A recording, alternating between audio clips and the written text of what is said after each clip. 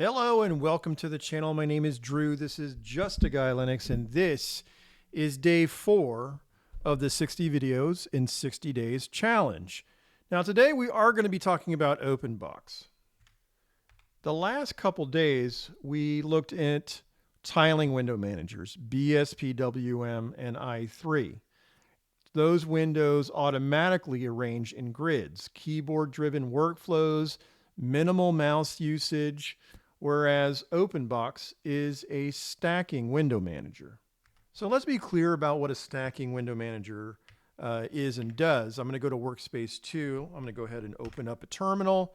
And then if I open up Thunar on top of that, now basically you are seeing one application on top of another or stacking. So I'm able to have both open at the same time. So if I double click, it's going to not be maximized, and I can move things around and or resize the window. So you have to ask yourself too, I mean, this paradigm looks very familiar, Mac OS and Windows and KDE and GNOME. So why is openbox better or different? Let's just talk about how different it is than the things that I just mentioned. There's also a difference between the tiling window managers that we've already mentioned, but with regard to GNOME and KDE, you get minimal resource usage, you get complete control, there are no forced workflows, it is faster. It is in the sweet spot, I would say. It's lightweight, like a tiling window manager, but it's also approachable, like a traditional desktop. And this isn't some experimental combination.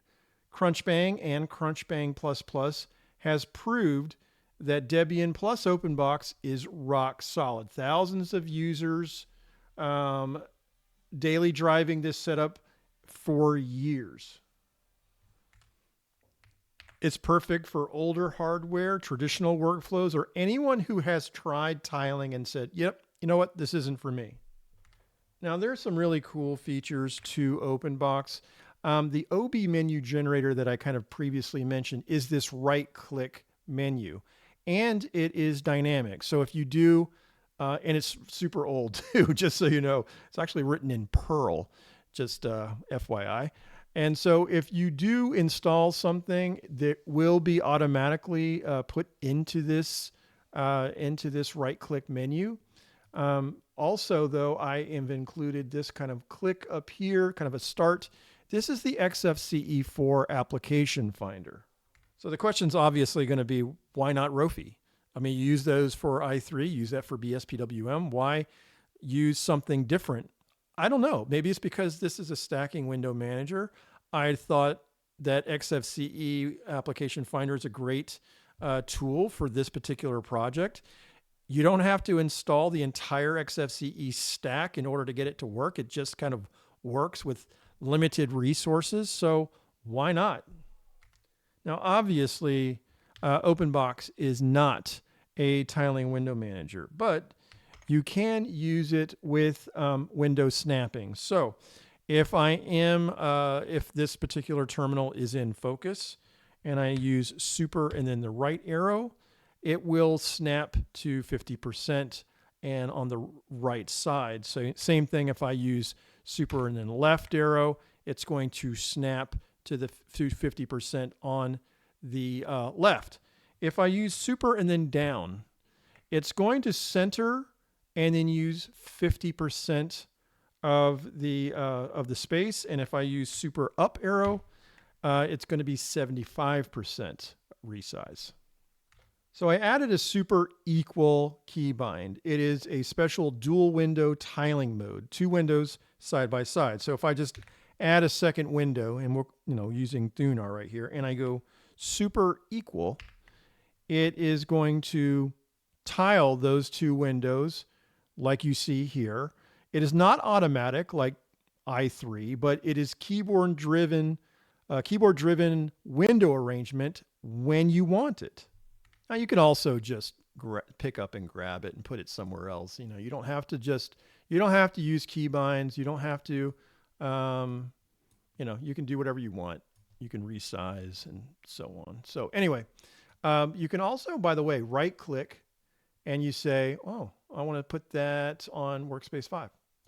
And you'll notice, it's right here on workspace 5. Let me go ahead and close this one just so you know. And if I go to workspace 5, and I don't have to right click, but you can, because you can also super shift and then the number of the workspace. So I'm just going to go 2. Now it didn't look like it moved. It went so fast, but it went from workspace 5 to workspace 2 like instantaneously.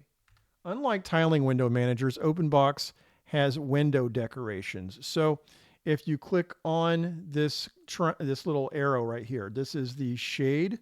It rolls up, the window rolls up, and it rolls back down again. It's kind of a classic feature that OpenBox is known for. If you double click, you're going to maximize the window. And if you double click again, it restores.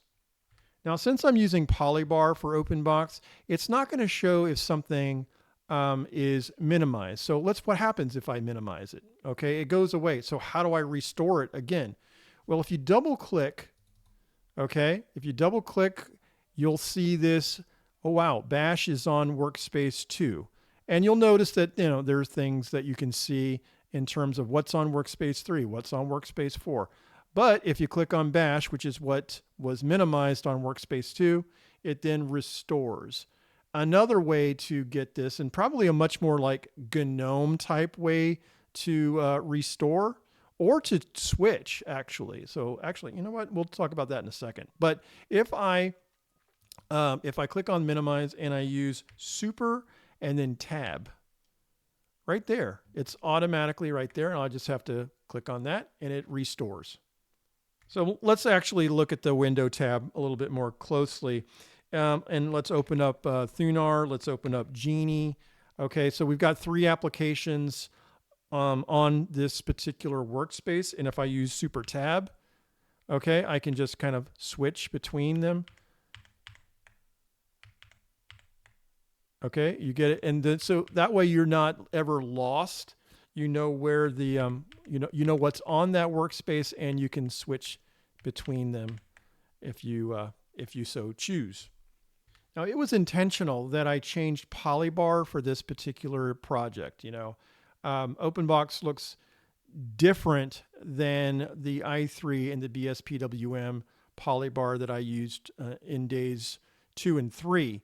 Tomorrow, we're going to look at Polybar a little bit more closely, but overall, you'll get the experience that, I'm using the application finder. I'm not just showing which workspaces are occupied. I'm showing all of them. The title here in the middle, as well as some readouts here. Okay, let's close this and let's talk about the configuration because that's where it's at, okay? And right now I'm in the user.config openbox directory. Most of it, most everything is going to be in OpenBox like it was with i3, like it was with BSPWM, okay? There is an exception here. I had to add this ob menu -generator, okay? And use the config.pl and the schema.pl in this location. It was added during the install process. As just the way it is, So anyway, let's go back to this OpenBox directory, the rc.xml. If you've ever seen XML before, you will recognize how stinking wordy it is. Okay, actually, let's go over here, and we're going to look at these briefly. We're going to look at these configuration files. Now, if you'll notice down here, this configuration file, this rc.xml, is 865 lines long.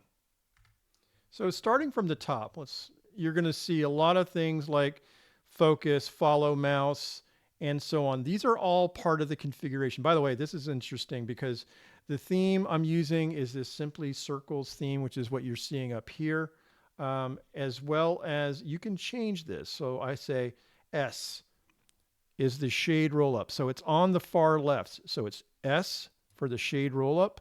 L is the window label, which is actually the middle. I is the iconify, which is basically it's the minimize. And then you've got maximize and close. So you've got the maximize and close. So you can add, or actually, I've seen some people change the order of this so that they, especially if they're coming from a Mac, excuse me, they want this stuff on the left side as opposed to the right side. Now, I wanted to make sure that I'm fair about this because let's just say I'm looking at the configuration. Again, there's a lot of wordiness here, but I'm looking for this point right here. Okay, so line 192, right there is the end of basically the configuration. Okay.